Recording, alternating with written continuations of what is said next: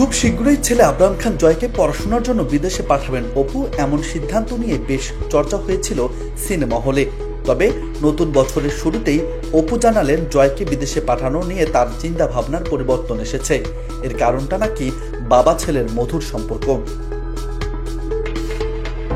সম্প্রতি এক সাক্ষাৎকারে অপু বিশ্বাস বলেন, জয়কে বিদেশে পাঠানোর সিদ্ধান্ত আমার ও তার বাবার দুজনের পক্ষ থেকে ছিল, কিন্তু জয় ওর বাবাকে ছাড়া থাকতে পারবে না, ফলে এই সিদ্ধান্ত থেকে সরে আসতে হয়েছে।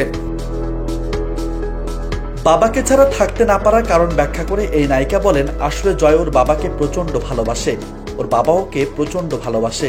জয় জানিয়েছে বাবাকে ছেড়ে বিদেশে গিয়ে তার পক্ষে থাকা সম্ভব না, তাই ওর বাবাও সেটা মেনে নিয়েছে। বলা যায় খুশি হয়েছে, কেননা দুজন দুজনকে ছাড়াই থাকতে পারে না। খানিকটা মজার সুরে অপু বলেন, জয়ের চোখে পৃথিবীর সেরা হিরো ওর বাবা। সে নিজে ওর বাবাকে ভয়েস মেসেজ পাঠিয়েছে, বলেছে, বাবা তুমি অনেক স্মার্ট আমার চেয়েও। আমি ওদের কথা শুনে হাসি। এদিকে মায়েদের আন্দোলনে নামার কথা জানিয়ে অপু বিশ্বাস বলেন, দেখেন ও বাবার ভীষণ ভক্ত, তাহলে আমাদের মায়েদের আন্দোলন করা উচিত না?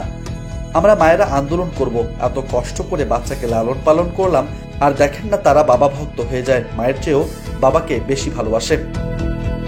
এর আগে পরোক্ষভাবে বুবলির সঙ্গে কাদা ছোড়াছুড়ি, শাকিব খানের বিয়ে বিচ্ছেদ নিয়ে বিভিন্ন সময় নেতিবাচক খবরকে ইঙ্গিত করে অপু বিশ্বাস বলেন, এখানে কিছু নোংরা জিনিস দ্রুত ছড়িয়ে পড়ছে, যা ওদের জীবনে প্রভাব পড়তে পারে, ফলে বাচ্চারা মানসিকভাবে হালকা হয়ে যায়। তাই আমার কাছে মনে হয় খুব তাড়াতাড়ি জয়ের দেশের বাইরে যাওয়া উচিত। নিউজ টেক্স, বার্তা 24।